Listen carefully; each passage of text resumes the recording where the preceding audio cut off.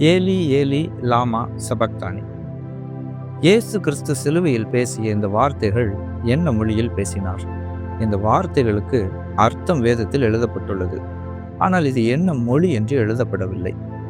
இயேசு சிலுவையில் பேசிய இந்த வார்த்தைகள் அராமிய மொழி.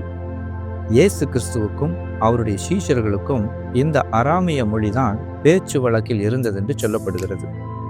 யூதர்களாகிய இவர்கள் எப்படி அராமிய மொழியை அவர்களுடைய நாட்டில் பேசுகிறார்கள் என்ற கேள்வி ஒருவேளை நமக்கு எழும்பலாம்.